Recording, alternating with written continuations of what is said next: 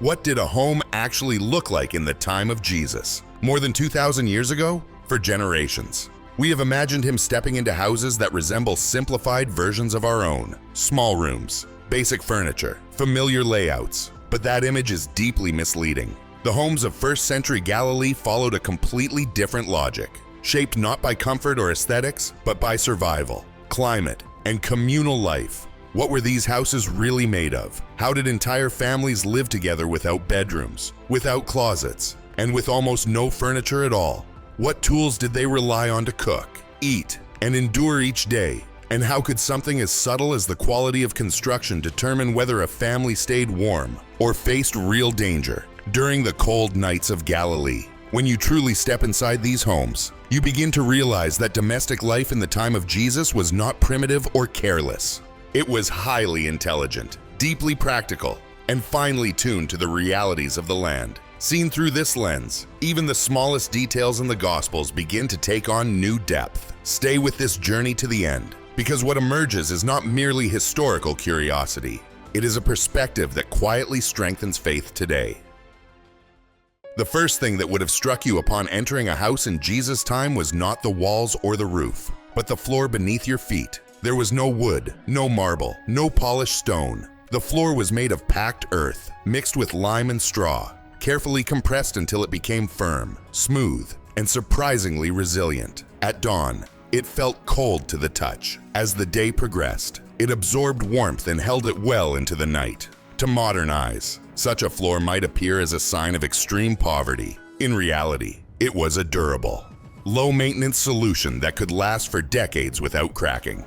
Yet it concealed a crucial detail that shaped the entire life of the household. The floor was not level. Just inside the doorway, the ground dropped slightly. This lower section was reserved for the family's animals, a goat, perhaps a few sheep. At night, as the outside world fell silent, the soft sounds of animals breathing and chewing filled the house. Their body heat rose slowly into the living space above, warming the area where the family slept. This was not a matter of convenience or improvisation. It was a matter of survival. In harsh winters, this subtle difference in floor height could mean the difference between waking up healthy or not waking up at all.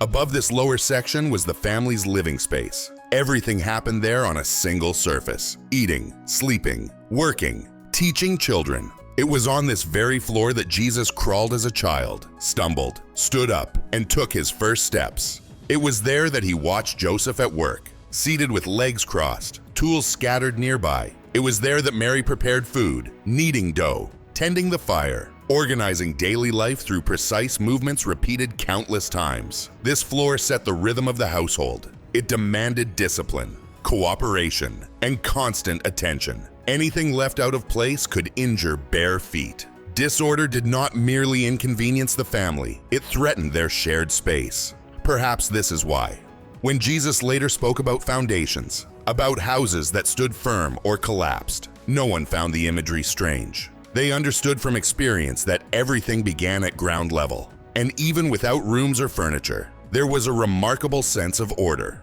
an order that governed the entire home. Houses in the time of Jesus had no bedrooms, no hallways, no fixed interior divisions. The interior was a single, continuous space.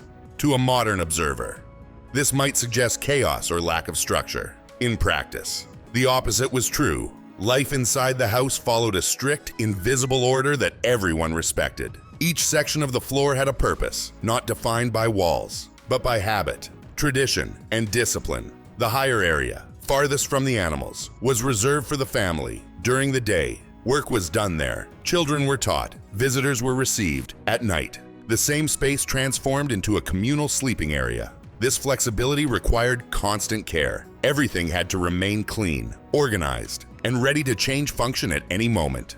A disordered house was not merely uncomfortable, it was unsafe. Privacy was not guaranteed by doors. Instead, intimacy was built through mutual respect, quiet, and routine. Children learned early where they could walk, what they could touch, and when silence was required. The house itself became a teacher. It shaped character. It enforced limits without words. The space did not belong to individuals. It belonged to the family as a whole. Even without internal walls, there was hierarchy. Even without furniture, there was structure. Authority came not from occupying space, but from accepting responsibility within it. Jesus grew up observing an order rooted not in luxury, but in practical wisdom, an order that quietly prepared him for everything that would follow. Yet for this simple life to function, something solid and enduring was still required. Walls capable of protecting and storing everything the family owned. If the floor sustained daily life, the walls preserved it. These walls were neither thin nor decorative. Houses in the time of Jesus were built with thick, irregular stones bound together with mud and lime, often reaching nearly half a meter in thickness. Beyond supporting the roof, these walls contained an ingenious system of domestic organization planned from the very beginning. As the house was built, niches were intentionally left open within the walls, carefully measured cavities at different heights, each serving a specific purpose. Higher niches, safely out of children's reach, held the most valuable items, small savings, important documents, and sometimes scrolls of scripture, wrapped carefully in cloth. Lower niches stored oil lamps, ceramic bowls, knives, and daily utensils. Near the floor, larger recesses held heavy tools, baskets, and extra jars. Nothing was random. Every object had a designated place, known by every member of the household. These walls also regulated the environment in subtle ways. During the day, they absorbed the intense heat of the sun. At night, they released that warmth slowly, stabilizing the interior temperature. In summer, they protected the family from extreme heat. Jesus grew up surrounded by walls that stored what mattered and protected those within. In such an environment, certain ideas gained weight through experience. Safeguarding what was precious was not a metaphor, it was daily practice. Building carefully was not abstract wisdom, it was survival. Vigilance did not begin in the heart, it began in the home. When Jesus later spoke of treasures, foundations, and watchfulness, he was drawing on realities people understood physically, not just intellectually. Yet above these solid walls lay another vital space, one often overlooked by modern readers. To understand it, one had to look upward. To reach the roof, one exited the house. The stairs were built outside, leaning against the wall, narrow, steep, without handrails. The steps were worn smooth by years of use, familiar to children from an early age. Climbing them was part of daily life, as natural as crossing the threshold. At the top, the space opened wide and flat beneath the sky. The roof was not merely a covering, it was an extension of the home. Its construction was simple and ingenious. Thick wooden beams spanned the walls. Interwoven branches formed a sturdy base. Above them, layers of straw and mud mixed with lime were packed down to create a strong, waterproof surface. When cracks appeared, they were easily repaired by reapplying mud and letting it dry in the sun. Nothing was too permanent to adjust. During the day, the roof functioned as a workspace. Clothes were laid out to dry. Grain, dates, and figs were spread in the sun. Tools were repaired. Women sewed. Children played under watchful eyes. At night, especially in summer, families slept there. The heat of the day faded. Breezes moved freely, and the stars became the ceiling. It was the quietest place in the house, the highest, and the most private. Here, ordinary life brushed against the spiritual without ceremony. Work and prayer shared the same space. Daily routine and divine reflection met on the same earthen surface.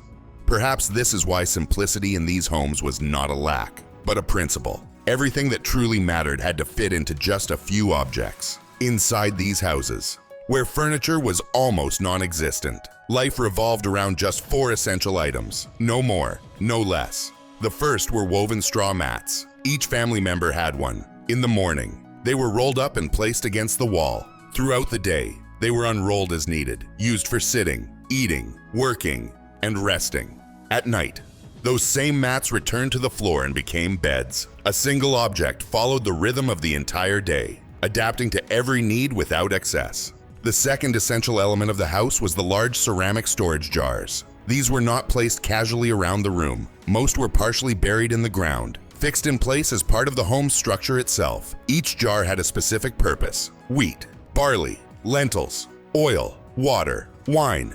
The surrounding earth kept the temperature stable, protecting food from extreme heat and slowing the spread of insects. It was preservation without technology, quiet, effective, and well understood. People walked over these jars without concern. They were not obstacles, but foundations, part of the invisible system that allowed the household to function day after day. The third essential object was the oil lamp. small, modest, and easily overlooked. It was indispensable.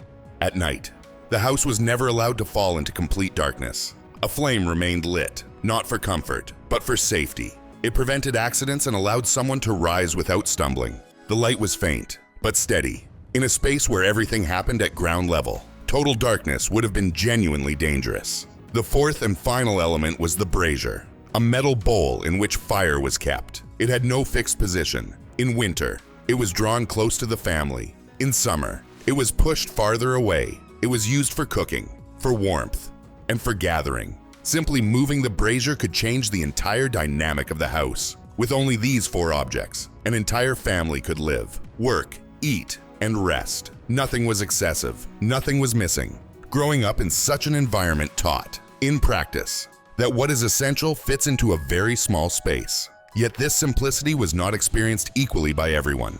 Even with the same objects, some homes were secure, while others existed constantly on the edge of loss. And this is where the true difference between wealth and poverty began to appear. From the street, many houses looked identical. The same dimensions, the same stone walls, the same flat roofs. But inside, subtle details separated comfort from hardship, stability from constant anxiety. The difference began with things most people never noticed. The quality of the mortar. For example, families with greater resources used well-prepared lime mixed with fine sand. The result was walls that resisted rain and moisture. Poorer families relied on simple mud mixed with straw. Over time, water seeped in, mold spread, cold settled permanently inside the house. The wood used for the roof also mattered. Beams made from cedar or oak could last for generations. Reused wood or freshly cut green wood weakened quickly. Cracks appeared. Leaks followed.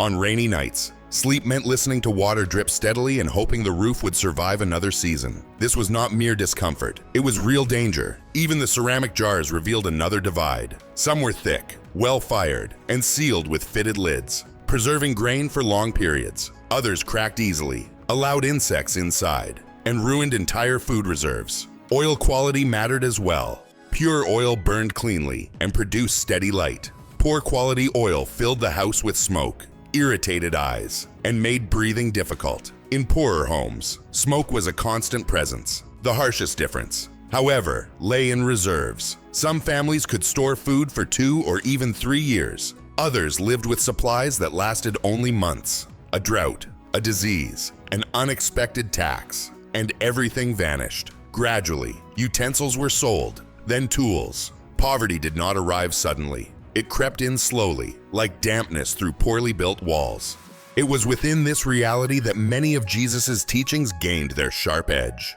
When he spoke of the rich man who feasted while the poor man survived on crumbs in Luke 16, he was not describing abstract moral categories. He was pointing to inequalities that began inside homes, in the strength of walls, in stored grain, in the quality of light that burned through the night. These were not symbolic images. They were social realities everyone recognized. This contrast prepares us for something deeper, because if life inside these houses could be lost piece by piece, it was also there that the true value of what is essential was learned. And it is from these floors, these walls, and these daily choices that the story reaches its conclusion. As we reflect, we realize that looking inside the houses of Jesus' time is not simply an archaeological exercise. We are entering the space where the Son of God lived ordinary human life. Earthen floors, thick stone walls, few objects, many people sharing the same space. Nothing unnecessary. Everything had purpose, function,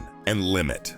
It is here that Christian faith gains historical weight. Jesus did not teach from palaces. He spoke from homes where every detail could mean security or loss, abundance or scarcity. Understanding this environment changes the way we read the Gospels. It reveals a Christ fully embedded in human reality, familiar with daily labor, enforced simplicity, and economic fragility. That is why his words still carry such authority across centuries. They were born from lived experience, and by understanding how these families lived, we are reminded of a truth that has never changed. What is essential has always fit into little space, and true wealth has never resided in walls, but in the heart. If this exploration has strengthened your faith and deepened your understanding of Scripture, consider liking this video, subscribing to the channel, and sharing it with others. Your support helps more people discover the historical foundations that sustain Christian faith and strengthen a thoughtful, grounded walk of belief. Until the next video.